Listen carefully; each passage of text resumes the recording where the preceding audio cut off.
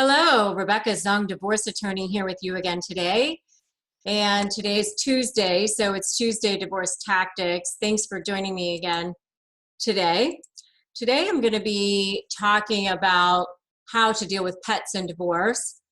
But first I just want to remind you and mention that I bring these tips every single day. And the reason I do that is because I've one of the top 1% of divorce attorneys in the country.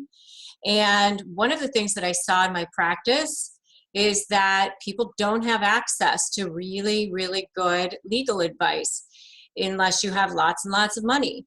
So my goal, my passion is to bring everyone my knowledge and make it available to everyone. So that's why I do this. And I continue to do this through private programs and my book and some of the other things that I deliver. So that's how I help people. I help people through social media, and I help people through many other ways that you can get support, which I'll tell you about more at the end of this today's presentation. So today's topic is one that is very near and dear to all of our hearts, or many of our hearts, and that is, how to deal with pets and divorce. Pets are almost like children to many of us, and as much as we love them, in the harsh, cruel world of divorce, they are not seen as anything other than personal property that gets divided when the property is divided. So it's just part of the property division case. That being said, the statistics on pet custody cases, if you will, are actually rising. A study by the American Academy of Matrimonial Lawyers recently said that custody cases, actual court cases where people went before a judge to deal with what would happen with their pet, those cases are up by 22% in recent years. So it doesn't appear this issue is going to go away anytime soon. So how can you best handle this situation? Number one, if you're still married, and you're still getting along, maybe just like a prenup, you sit down and write out a written agreement about what will happen with the pets if you decide to get divorced or not live together anymore. Custody agreements about your actual children are not generally enforceable, just so you know. If you try to do that in a prenuptial agreement or a postnuptial agreement, they're not generally going to be enforceable. But agreements with regard to personal property, i.e. your furry family member, they will be enforceable. If you are divorced or divorcing, you can still come up with a custody arrangement with regard to your pet. I've seen some cases where the people decided that the pet would just travel with the kids. So whenever the kids were exchanged, the pets were exchanged in that way. The pets were always with the kids. Or if you want, you can come up with a schedule that's just for the pets if you want. If you do come up with a shared custody arrangement, make sure you designate who will be responsible for paying for the pet: veterinary bills, food, shots, flea and tick medicine, things of that nature. And if you do decide to split the cost like that, make sure you put in the pro rata share. In other words, I'm going to do a 50-50, or you're going to pay 60%, I'm going to pay 40%, or you pay 80, I pay 20, or whatever.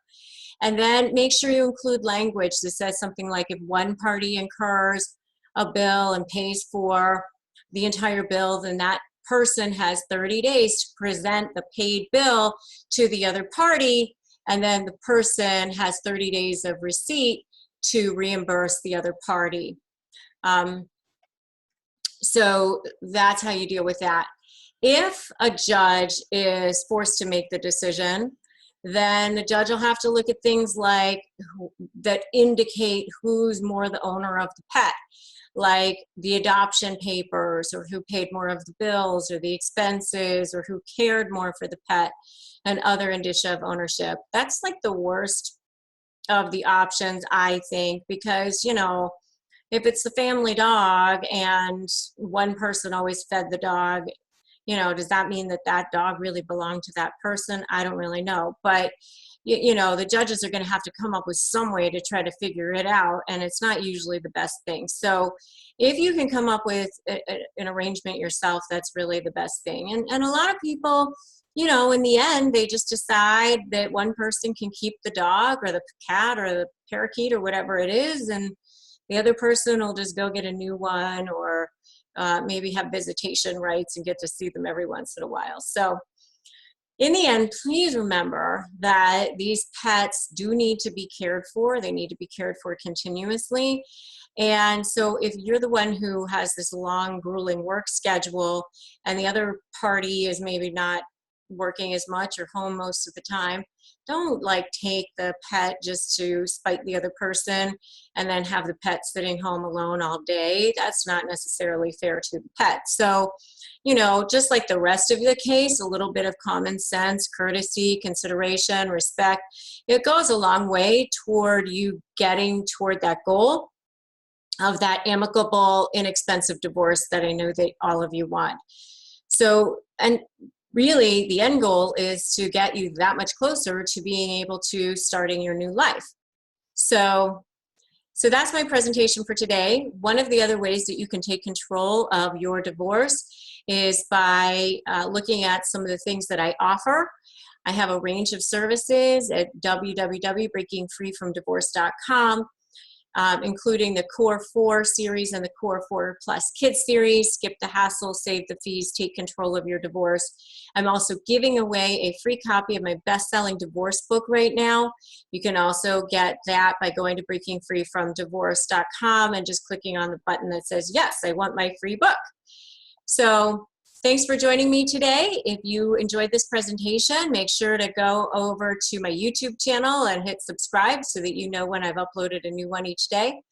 And I will see you tomorrow for Wednesday Divorce Wisdom, where we will be talking about how to deal with exes and steps in post-divorce. So until then, remember that you're just one step away from your new life. Together, we've got this.